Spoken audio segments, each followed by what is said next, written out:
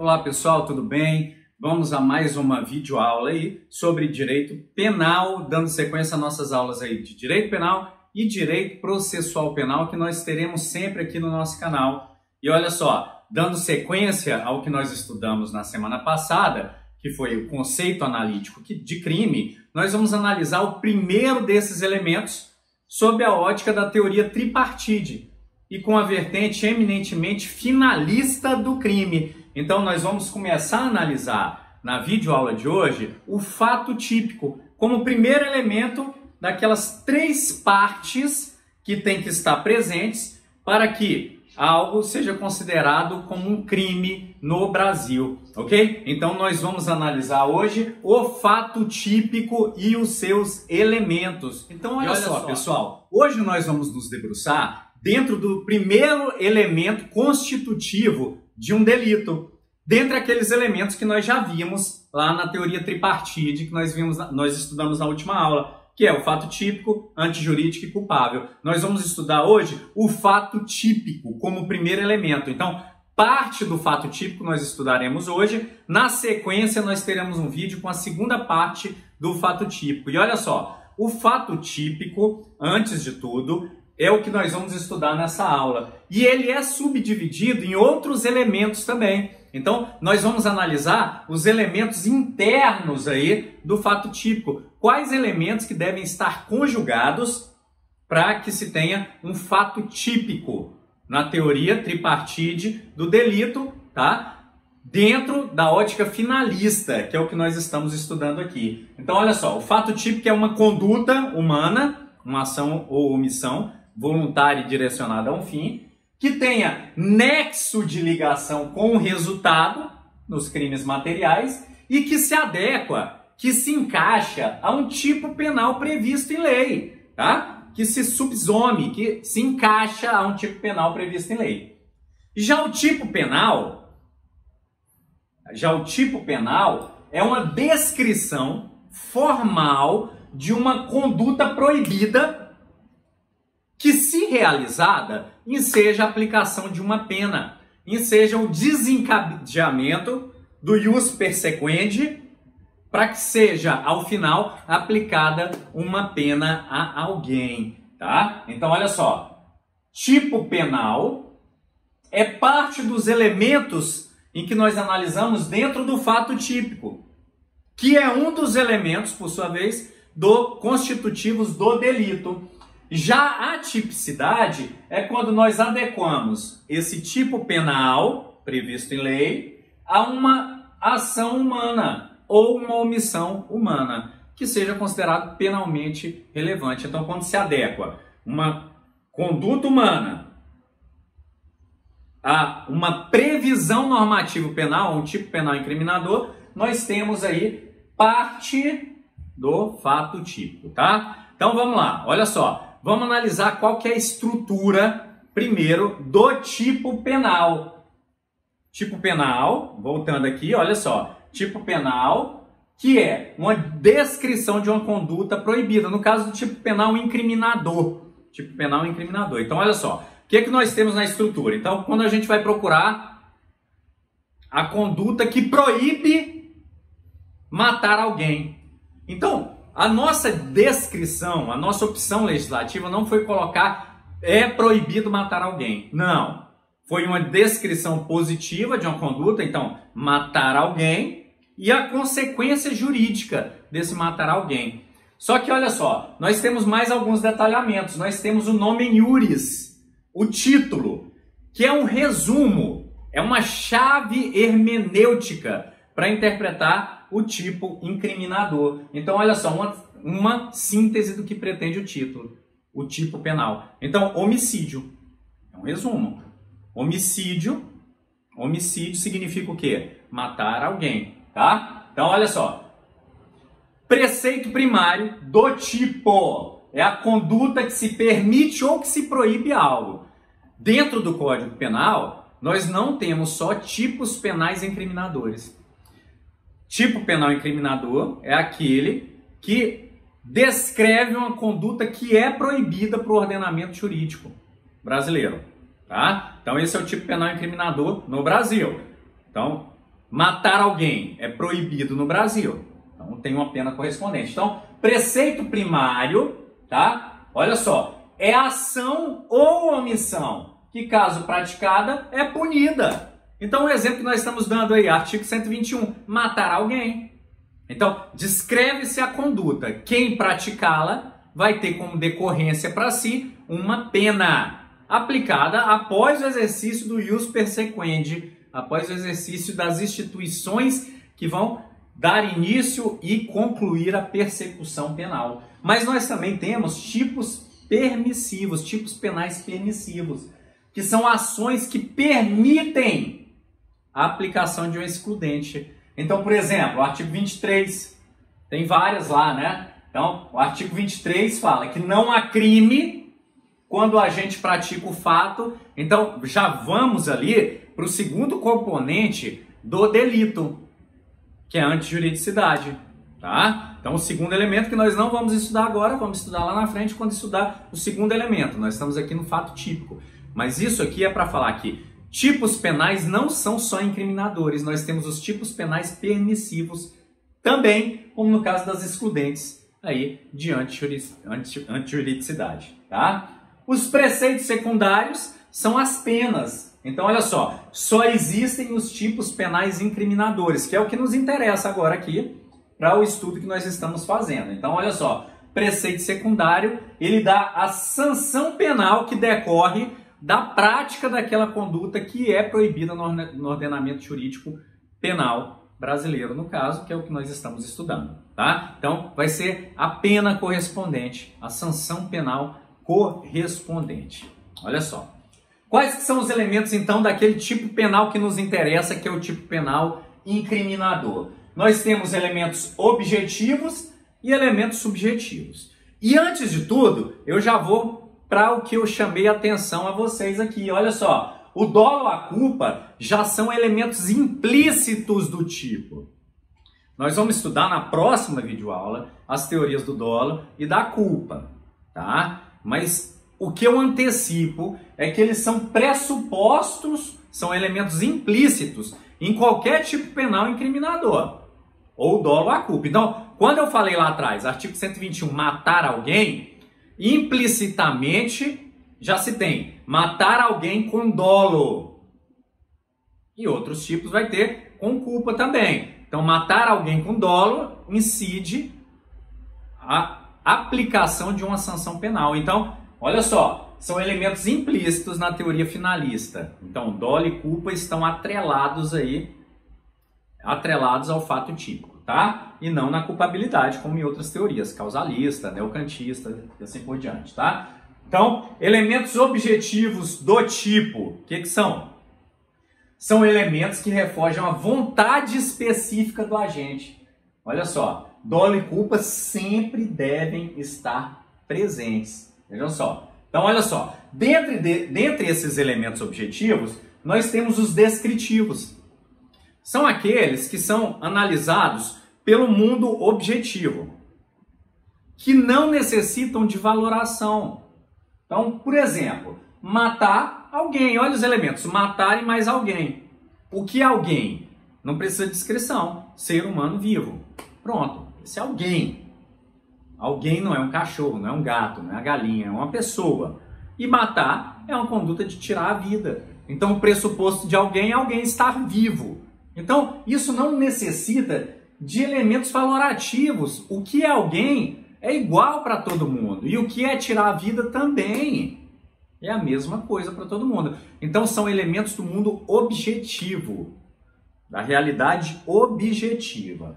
Elementos normativos, eles exigem uma valoração.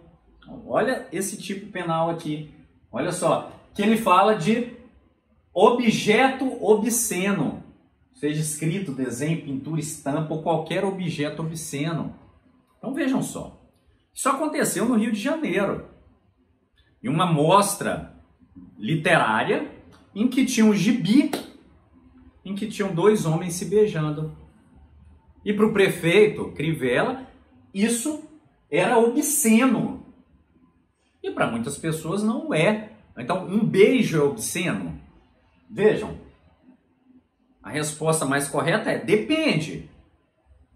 Depende de um elemento valorativo. Mas o que eu quero que os senhores entendam é que isso não faz parte do universo objetivo. Não é todo mundo que tem a mesma visão sobre o que seja um escrito, um desenho, uma pintura ou qualquer objeto obsceno. Percebem? Então, em uma praia, estar de topless é obsceno ou não é? Esse gibi é ou não é obsceno? Então vejam, depende de elementos valorativos, depende também do contexto social, depende de uma intersubjetividade e de uma subjetividade também. Então não pertence só ao mundo objetivo, tá? Elementos subjetivos, então olha só, valorativos, que tem a ver com a intersubjetividade. Elementos subjetivos dizem respeito a uma finalidade, olha só, são subjetivos com relação a quem cometeu. Nós temos os elementos subjetivos que são implícitos, dolo ou culpa, mas temos alguns específicos subjetivos do tipo. Então olha só, finalidade de prejudicar outrem. Finalidade de prejudicar outrem ou beneficiar a si ou a terceiro, ou por mero capricho ou satisfação pessoal. Olha só, a exigência de um elemento subjetivo específico para essa lei aqui, que é a nova lei de abuso de autoridade. Então, não é necessário só que haja a conduta dentre várias daquelas previstas na lei 13.869 de 2019, mas sim que tenha uma intenção específica, uma finalidade específica, como bem descreveu o tipo do parágrafo 1º do artigo 1º da lei. Olha só, qual que é a finalidade específica? Prejudicar outrem ou beneficiar a si mesmo ou a terceiro, ou por mero capricho ou satisfação. Então vejam, não há só uma descrição de conduta. Então, por exemplo, antecipar culpa antes de denúncia formulada. Então, o delegado que chega para a entrevista e fala, ele é o culpado. Olha, só isso não constitui-se o tipo específico de abuso de autoridade. Tem que ser com uma finalidade. Por exemplo, o delegado queria se arvorasse à opinião pública porque sabia que iria se tornar candidato. Então, olha só, tem uma finalidade específica de benefício a si próprio, de se promover junto à opinião pública. Aí sim, constituída a finalidade específica, ok. Então não é só o dolo de cometê-lo. O delegado sabe muito bem que a culpa só é estabelecida com a sentença penal transitada em julgado. Antecipou-se, fazendo com que a opinião pública ouvisse o que queria, com a finalidade específica de beneficiar a si mesmo. Vejam só, constitui-se o abuso de autoridade para efeitos da lei 13.869. Diversos outros tipos vão ter também essa finalidade específica. E olha, a doutrina divide em delitos de intenção, como o caso aqui, em que se explicita as intenções, e o delito de tendência, onde está implícita, por exemplo, nos crimes contra a honra, em que é necessário o animus diffamandi, a vontade, olha só, não é só o dolo de cometer o crime, a conduta, mas é o dolo de difamar. Se alguém acaba injuriando outrem, mas não tem o dolo específico de difamar, tá? Ele não cometeu esse delito. Por quê? Porque implicitamente no crime contra a honra há esse requisito de um dolo específico. Beleza? Então, elementos do tipo incriminador. Tipicidade formal. Então, olha só. Para que uma conduta seja considerada típica, olha só, nós temos que adequar a conduta humana a uma previsão normativa. É como aqueles jogos de criança de encaixe. Um quadrado, um cubo encaixa num quadrado, uma esfera se encaixa em um círculo. Então, é o jogo de subsunção chamado, ou de adequação, tá? Então, é um mero encaixe. Então, vejam só, quando a adequação é por subordinação imediata, a adequação do fato é imediato. Então, Uma notícia. João foi preso em flagrante por ter matado José a tiros. Vejam. João matou alguém. Quem? José. Não importa com que meio, para efeito de subsunção. Houve uma conduta humana, tá? Um fato da vida que se encaixa perfeitamente, tá? A uma norma prevista em lei. Então, olha só. Primeiro nós vamos analisar o fato concreto. João matou José. Está lá na notícia. João matou José e foi preso por policiais. Segundo, nós vamos ver se tem um tipo incriminador. E tem. Artigo 121, matar alguém. Então vejam, matar alguém, João matou José, se encaixam à perfeição. Não tem exigência de um dolo específico, não tem mais nenhum de um elemento valorativo. Tá? Então, se encaixou o fato concreto ao tipo incriminador. Se tivesse encaixado, nós temos a tipicidade formada. Então, a tipicidade é a congregação entre um fato concreto e um tipo incriminador. Em alguns casos é imediata, quando o tipo não exige outros elementos, e em outros casos é mediata, que exige avaliação de uma segunda norma. Então, nesse mesmo caso, se João tivesse dado um tiro em José, olha só, João desferiu um tiro em José e foi preso. E aí você se pergunta, nós temos um fato, João atirou em José. Temos um tipo incriminador? Atirar em alguém? Olha só, nós temos vários tipos. Vamos supor que José está machucado no hospital. Pode ser uma lesão corporal, pode ser um homicídio. Então, como saber em qual se adequar?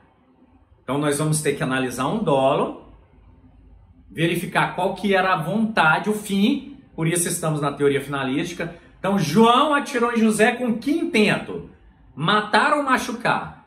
Era o animus necandi, queria matar e não conseguiu? Então, vamos analisar através da norma do artigo 14.2, tá? Uma norma que vai mediar o tipo incriminador e o fato concreto e vamos chegar à tentativa, tá? Como o caso também de participação.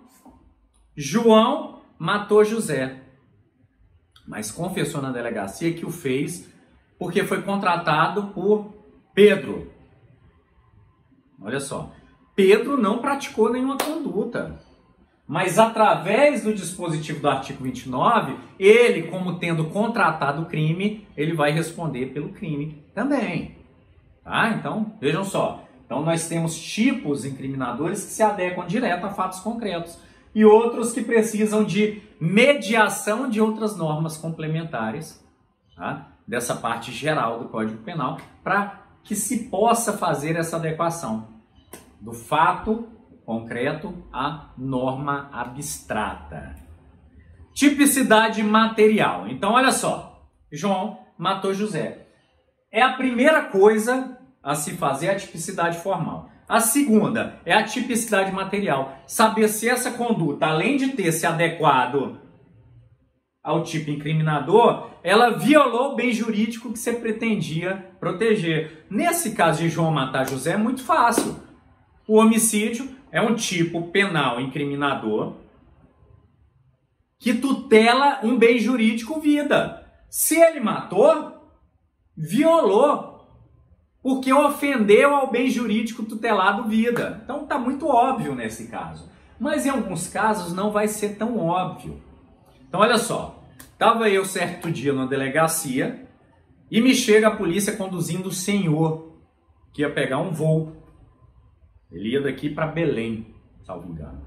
E no raio-x encontraram um pequeno projétil de munição calibre 22. Vejam só, nós temos, vamos voltar, um fato concreto. O senhor portava uma munição que exige autorização dos órgãos competentes para ser usada. Tem um tipo penal que pune isso. Possuir ou portar munição ou arma de fogo de uso permitido, que era o caso dele. Tem uma pena para isso, gente. Então, olha só. Formalmente, nós estávamos diante de um fato típico. Formalmente. Mas aí advém uma segunda análise. E olha, aqui nós deixamos aí até a saudosa admiração a teoria constitucionalista aí criada pelo Luiz Flávio Gomes, que tratava exatamente da tipicidade material, que tem que ser analisada ao lado da tipicidade formal. Então, professor Luiz Flávio Gomes, que Deus o tenha e que esteja lá olhando por nós, tá? Um abraço nosso aqui, nossa homenagem a ele, né? Então, voltando aqui, a tipicidade material. Então, olha só, esse caso desse senhor com um pequeno projétil de munição calibre 22, apesar de formalmente típico, materialmente a nossa pergunta é: lesionou ou trouxe perigo de lesão ao bem jurídico tutelado?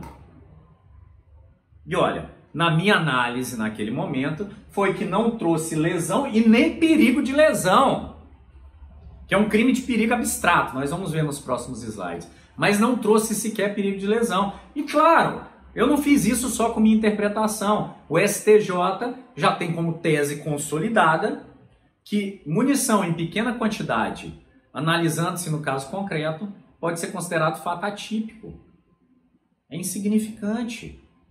Por quê? Porque não traz perigo de lesão efetiva ao bem jurídico tutelado.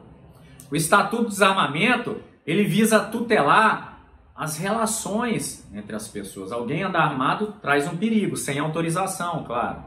Nesse caso, não havia capacidade de uma pequena munição e o senhor me falou que levava aquilo lá como um amuleto de sorte.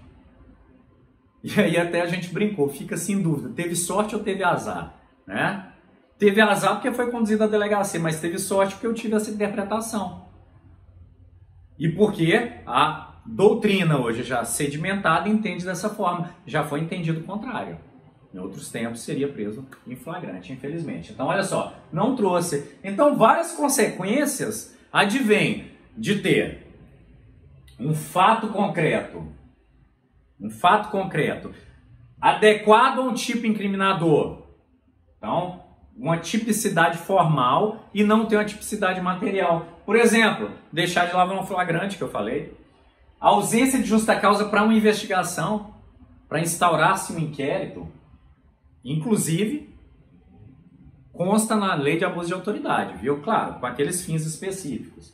A ausência de justa causa para denúncia e causa de absolvição por atipicidade. Na verdade, o juiz, inclusive, rejeitaria uma inicial acusatória com algo tão insignificante quanto o que eu narrei para vocês. Então, tipicidade material é valorativa, Vejam só, tem que se identificar no caso concreto, porque algumas condutas se adequam a um tipo formal, mas não violam, não são aptas a violar o bem jurídico tutelado. Ok? Vamos lá então para a conduta. Então, primeiro ponto, a gente vê se tem uma adequação. Segundo, vamos analisar a conduta, um outro elemento também, um outro elemento do fato típico, que é o quê? Ação ou omissão consciente e voluntária que pretende um fim. Nós estamos no finalismo aqui, né? Então, ação ou omissão consciente e voluntária que pretenda um fim específico. Então, olha só. Primeiro, não se pune do Brasil o pensamento, a cogitação. Nós vamos analisar isso em mais detalhe quando estudarmos o iter criminis. Então, o crime, algumas vezes, ele começa na cogitação, na ideia. E a ideia, por mais abjeta que seja, ela não é punida.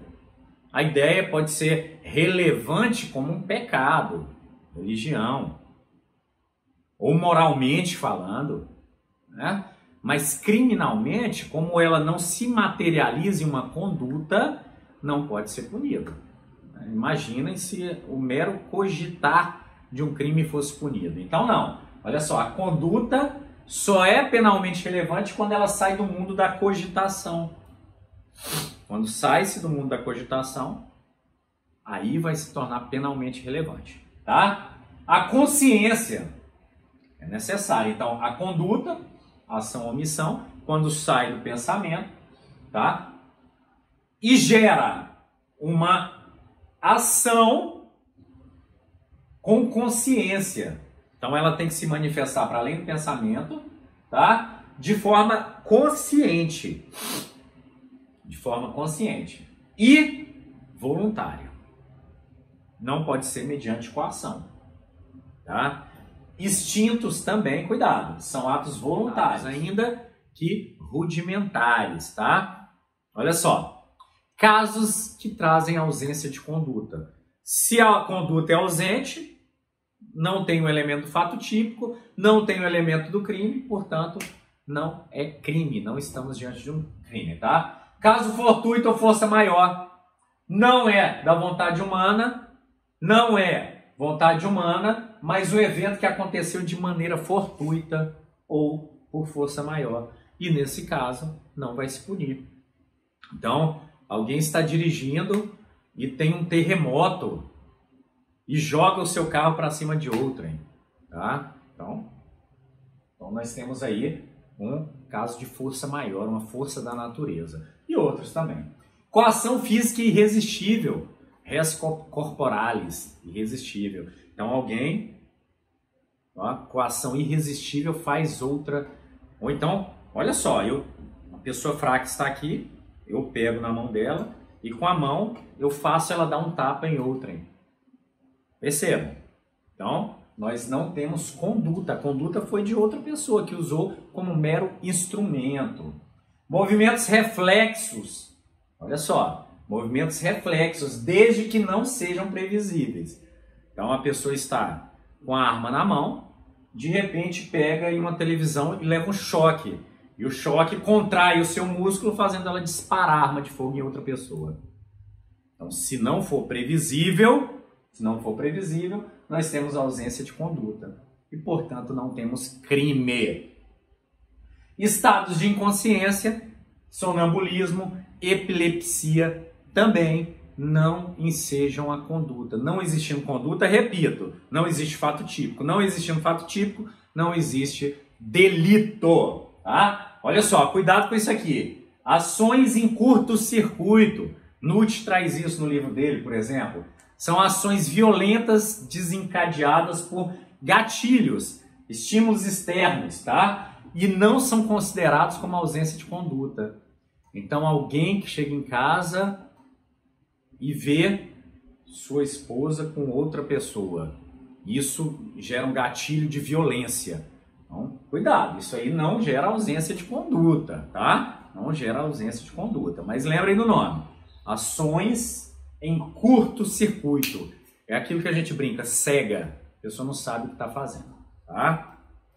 Conduta nos crimes. Olha só, nós podemos ter crimes de conduta comissiva, aqueles que é necessário uma ação, ou omissiva, que é necessário não agir, quando estatuído como penalmente relevante. Então, olha só, vamos ver aqui o que é. Comissivo, então, depende de um movimento corpóreo. Matar, subtrair, injuriar, ofender, difamar. Então, vejam, necessita-se de uma ação humana, um movimento corporal. A omissiva manifesta-se, via de regra, pela ausência de movimento, mas em alguns casos não. Então, o crime omissivo próprio é de fato a ausência de movimento. A omissão é descrita no tipo penal. Então, o omissivo próprio, a ação é descrita no tipo penal, como o artigo 135. Olha lá, deixar de prestar assistência. Fico aqui. Quando possível fazê-lo, sem risco pessoal à criança abandonada. Então vejam, eu fico aqui, deixo de prestar socorro ou assistência, tá? A uma criança abandonada e por esse não agir penalmente relevante, eu respondo criminalmente, tá? Então vejam, é um próprio, porque ele está falando de um dever de agir que impõe-se a todos que, podendo, sem risco pessoal, deixam de prestar assistência à criança abandonada, tá? Os omissivos impróprios também são chamados de crimes comissivos por omissão. Então vejam só, a pessoa responde como se estivesse agindo comissivo em face da sua relevante omissão. Então, comissivo por omissão. Responde como se tivesse praticado por não ter feito nada para evitar, tá? Então o sujeito vai responder por não agir para evitar um crime, quando tinha o dever de fazê-lo. Quais que são os casos aqui? Vejam só. Quando está lá no artigo 13, parágrafo 2º. Vamos ler? A omissão é penalmente relevante quando o omitente devia e podia agir. Não é sempre. Ele tem que ter o dever e tem que ter a possibilidade de ação, tá? Para evitar o resultado. E a quem incumbe o dever? Está lá no 13, parágrafo 2º do Código Penal. Para quem tem o dever ou a imposição legal de agir. Então vejam só. Obrigação de agir imposta por ocasião de dever legal. O exemplo que eu trouxe. Qualquer agente das forças de segurança do 144 em suas esferas de atuação. Vou dar um exemplo que aconteceu. Um grande show em uma grande cidade do Brasil. Guardas metropolitanos viram uma moça sendo estuprada enquanto estava inconsciente por conta de bebida. O que eles fizeram? Ficaram olhando de longe aquilo acontecer. Respondem pelo quê? Eles respondem pelo estupro também. Porque não exerceram o dever de agir próprio à sua função pública. E olha, no caso foi comprovado que eles podiam. Dever é presunção do cargo ocupado e de estar efetivamente trabalhando, tá?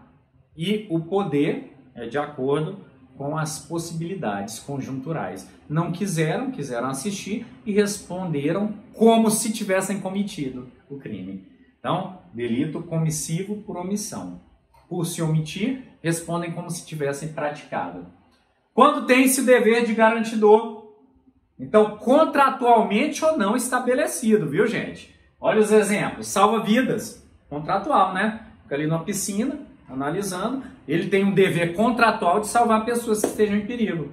Se não salvar, vão responder pelo crime, tá? Guia de trilhas. Babá cuida de um bebê em casa. Então, ainda que não seja contratual, olha que exemplo engraçado, interessante. Eu estou numa praia, eu com meu celular. Vou dar um mergulho e pergunto para a pessoa que está do lado, que é desconhecida. Senhor, pode vigiar meus equipamentos enquanto eu vou dar um mergulho? E a pessoa, posso, fique tranquilo. Olha só, dever de garantidor, ainda que não contratual. Vou tomar um banho, chega alguém, olha, pega e vai embora. E a pessoa não faz nada podendo ter agido. Vejam só, essa pessoa vai responder pelo crime por sua omissão. Não é contratual, mas existe um dever de garantidor ali, que se ficar comprovado vai fazê-la responder. Então tem uma conduta aí, comissiva por omissão, tá? Gerador do risco. E também quando a pessoa gerou o risco. Quando o risco é gerado pela pessoa, ela tem o dever de evitar as consequências. Então tem que ter uma relação causal, tá? Então quem inicia um incêndio? A pessoa vai tocar o fogo em uma casa. Tá? Uma casa erma. Sem risco nenhum a ninguém. Ela coloca o fogo e viu que tem uma pessoa lá dentro. Ela tem o dever de salvar essa pessoa. Tá? Senão ela vai responder por aqui. Tá? Então, quem fomenta um salto perigoso, uma pessoa leva outras pessoas para saltarem de cima de um penhasco. Não, vamos lá, vamos saltar. Vamos lá, salta que vai dar certo. Vai dar tudo certo. A pessoa salta e se esborracha no chão. Então tinha um dever, porque ela criou o risco. Ok? Quanto ao resultado, pessoal, então olha só, nós temos a subsunção,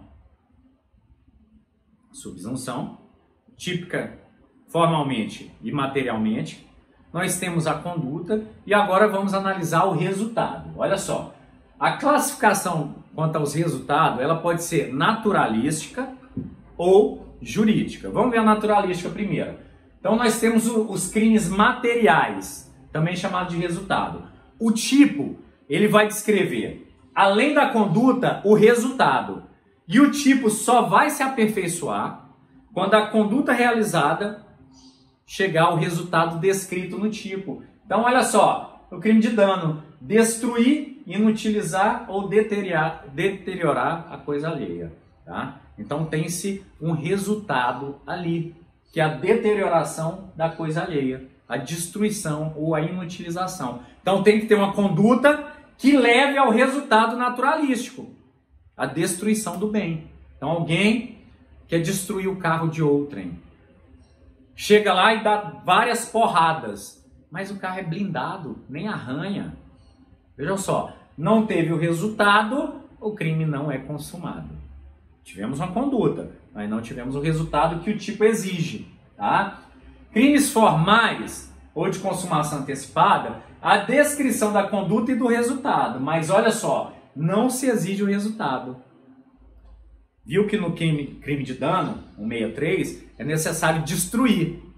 Então tem que ter uma conduta que seja apta a destruir. No caso de crimes formais, não. Olha o artigo 159. Sequestrar a pessoa com o fim de obter, para si ou para outrem, qualquer vantagem, como condição ou preço de resgate. Olha só, nós temos um fim pretendido, a extorsão mediante sequestro. Então vai se sequestrar uma pessoa com um objetivo. Mas vejam, atingir o objetivo é o que a gente chama de mero exaurimento do crime. O crime se aperfeiçoa quando há o sequestro com essa intenção. Olha só, uma intenção, um fim específico. Percebem? Então, sequestrar a pessoa com o fim de obter é o suficiente. Não precisa efetivamente obter. Percebem? Então, não precisa obter, no caso de extorsão mediante sequestro, tá? O preço do resgate ou a vantagem. Basta que se sequestre com essa intenção, ainda que não se chegue ao resultado. Então, esses são os crimes formais. Crimes formais. Crime de mera conduta, ele vai descrever uma conduta sem previsão de qualquer resultado. Olha aqui, no crime formal há uma previsão de resultado, só que não é necessário. No crime de mera conduta, só há necessidade da conduta, ele só descreve a conduta. Então, olha só, entrar, permanecer clandestinamente ou astuciosamente contra a vontade expressa ou tácita de alguém em casa alheia, a invasão de domicílio. Então, entrar em casa alheia só por entrar, sem nenhum resultado específico, a mera conduta de entrar já constitui o crime. E por isso chamado crime de mera conduta. Temos também classificação quanto ao resultado jurídico. E olha só, nós temos os crimes de dano, em que a consumação exige um dano ou lesão. 163 que a gente viu, por exemplo. Ou 129, ofender a integridade corporal ou saúde de outra, lesão corporal. Então, exige-se um dano ou uma lesão, juridicamente. De perigo ou ameaça, a consumação se dá com a exposição de perigo ao bem jurídico. Olha só, expor a vida ou a saúde de outrem a perigo direto e iminente. Então, a pessoa tendo coronavírus sai espirrando e tocando em objetos, expondo, olha só, a saúde de outrem a perigo direto. Constitui. Não precisa conduta, mas se houver a exposição, ó, perigo ou ameaça ao bem jurídico de terceiro, já se constitui. De perigo concreto, o risco exige efetiva demonstração. Esse aqui é um de perigo concreto, vejam só. Perigo concreto, uma pessoa que sai positivada, testou positivo no postinho, testagem rápida, raríssimo no Brasil, né? Testagem rápida, saiu sabendo e fala, não tô nem aí, eu vou passar isso logo. Vejam só, perigo é concreto, expôs a vida ou a saúde de outrem. A perigo direto e iminente, tá? De perigo abstrato, só a descrição da conduta, presumindo-se o risco. O senhor lá, que foi para minha delegacia com uma munição de arma de fogo. Vejam só, porte ilegal de arma de fogo. O porte de arma de fogo de uso permitido também, como foi o caso dele, só descreve a conduta. Presume-se, o legislador presumiu que essa conduta traz um perigo. Então, a presunção é legal de um perigo que se traz. Então, dirigir embriagado também há uma presunção, tá? Há uma presunção de risco, ainda que pessoas possam vir a dirigir devagar e com segurança. Ó, não recomendado, né? Se beber não dirige, tem Uber para isso. Enfim, tá? Então, olha só. Aqui nós fechamos com o resultado 3 partes três partes do primeiro elemento do delito. Primeiro elemento. Então, o fato típico, ele tem uma subcomposição. Olha só, vou voltar lá no começo. O fato típico, ele tem uma subcomposição que nós já estudamos: a conduta, o resultado e a adequação ao tipo penal.